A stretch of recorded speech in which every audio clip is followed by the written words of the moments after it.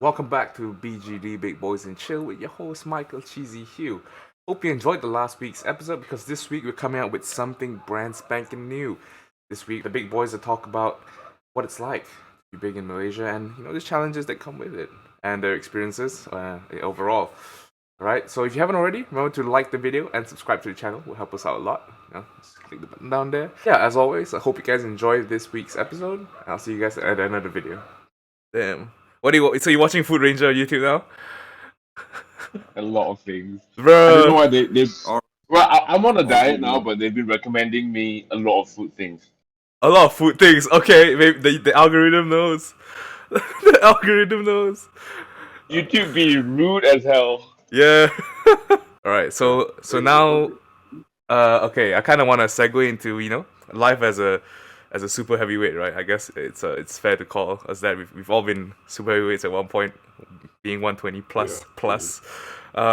So right, were you guys always like a super heavyweight, or like as in like, I mean, when was the time where you passed that 120 mark, or like where you realized that fuck, I'm a big guy, that's it, that's my fate?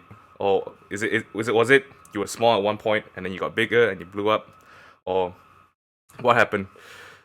Well, I was small when I was 5. And that was the last time you were small. Yeah, pretty sure. After 5, you shot up in weight, or was it? What was that like? I would say 13 years old. Because when I was 12, I was around 75, 78. Yeah. Pretty big for an Asian kid. And then when I turned 13, when I got into high school, I straight away jumped to 108. And then when I was 14, I was 126 around there. Right. So you got to That's- 120 plus pretty early. That was the beginning of SHW.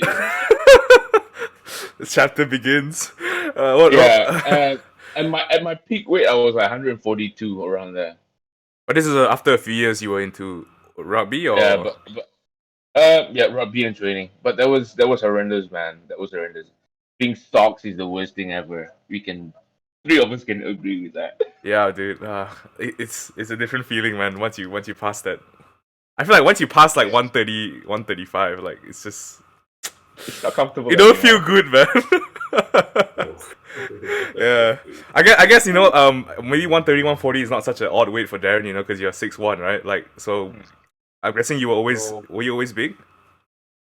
Uh, I was 115 at 14. I still remember, and kept that weight till I was well into my late teens. Once I started lifting, I slowly packed on weight. 115 up to 125. I used to train at about 132, and I cut down to 125 to compete.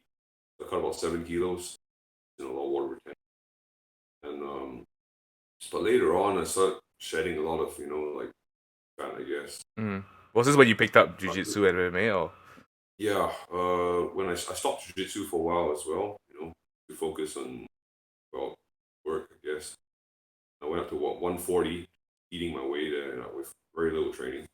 Shit. My lifts actually went up despite not training much, just from the leverage, at that size. I remember going to the gym after not lifting anything for, I don't know, 3-4 months, and put 100 kilos on just to warm up, and felt really, really easy. And I ended up doing like 140 for 10s. I was like, hey, I've never done that ever in my life, even when I was training, like, Jesus. 10 kilos every day. Yeah, but I felt horrible, man. I couldn't run, Put that, so much strain on all my joints and all. Yeah, I'm sure your back like feels probably not doesn't feel that great when you run as well. No, did not feel good. Yeah. It took me many years to rehab my back. Popped my back 2008. I only started eating in tree lift again 2013, man. So 5 years of consistent, slowly letting the disc decompress and rebuilding all that muscle. Yeah.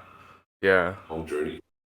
Yeah, dude, long journey. Like, yeah, I understand. Like, it takes a lot to recover. Especially when you're this big, and with like when you reach a certain strength level as well. Like if something goes off, like it's gonna go off like by a lot. Yep.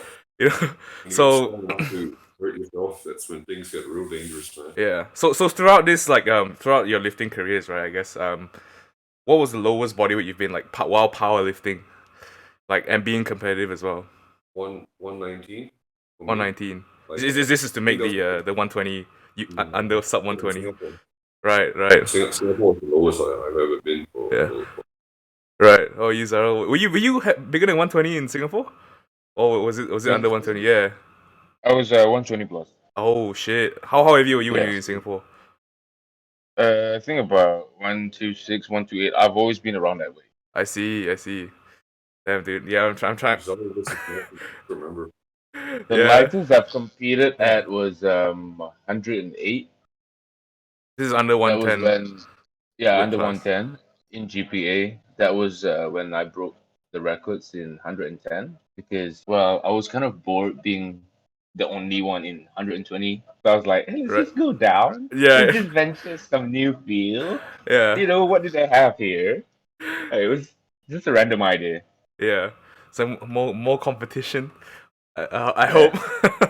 Yeah, dude. Like that's the thing in Malaysia. Like, right, if you go anything above like 105, I say like even at 105, like there's not that much competition. Especially once you go to 120 and 120 plus, like it's pretty much a free for all kind of thing. Yeah, not many big Malaysian guys. All right. So if you could think of like the advantage, right? Like okay, as a like what's the biggest advantage you have like throughout your life, right? Like what do you notice that was the biggest advantage of being big in your life? I mean, Why like do I find it funny? for example, like okay, for me, you know, like, I find it easy that I can walk on the street, you know, and most of the time I'm okay. I don't get bothered, you know, too much. I think that's a pretty good pro. Walking alone is it's not an easy thing for us. What do you mean? It's Why? tiring. Oh, It's tiring though. oh, you mean It's not a plus point for us. you mean the act We'd of rather walking? sit. Yeah, the act of walking is too much. We'd rather Okay. sit. Yeah, I was gonna say like I mean I can walk alone. That's what I mean. Like without like without fear. But like yeah, fair enough. Walking itself, nah, dude. Uh, what about you, Darren? What was the biggest like strength you found or weakness? You know. Not really science related, but I used to get really good value at buffets, Go in there and consume like 4 kilos of food Bro. and pay like a big price. Man. Yeah, and when we go for buffets, we don't go there to eat. We go there to scare the managers. You know what? Yeah. When the managers come out, oh, these three big boys is still there. Yo, you know what we should do? We should go raid the buffet after MCO, huh? How about that? Oh my god. I don't need that much anymore though these days. That's fun. What about the health now? Yeah. Mm. But there's not much advantages from being big. I'll say there's a lot of cons actually. I think one of the cons that I can remember pretty well is like because as a kid, right? If you guys have been to Genting, right? Like their theme park rides, and then there was this ride that was called the toboggan. I really loved that ride, but then I think I hit like 60 or 70 when I was like 12, and I couldn't ride it anymore, and I was like really sad, and I remember it to this day. I like the weight limit was like 70 kilos, and I was like, oh my god, I can't ride this, and I felt really sad. I don't know. I know that feeling, man. I was in gymnastics before, and one day the coach just comes and says, "Hey, Darren, you're getting a little bit too big. You're over 60 kilos." I'm like, okay, new sport. Time for a new sport, Right now it's like you haven't seen nothing. Yeah, 60 kilos. Yeah. Yeah. All right. That So was 60 kilos ago. yeah. So I kind of want to talk about being big in like in the context of like in Malaysia as well, right? Because like we are the outliers here, right? In Malaysia, I think we be the outliers in quite a few, I guess, Asian countries, right? What's the most like notable experience you have like with hanging out like training with other people that are maybe in a lighter weight class or like In my sport, in grappling, for example, that there is a huge part to consider, especially because I'm training directly with other opponents and partners. right? So the work structure of the training becomes a little bit different. Choose my training partners, make sure I go lighter, smaller guys, and focus on more technical work. Try and pace myself throughout the training session to get the most out of what I have to work with, and that usually means having to roll more and having to yourself a little bit more tired, get your heart rate a bit higher, work under that sort of condition. Yeah. Right, I'm guessing for contact sports as well. Like, yeah, because it's not many big people out there. Like, yeah, so definitely finding a appropriate training opponent is like quite difficult, right?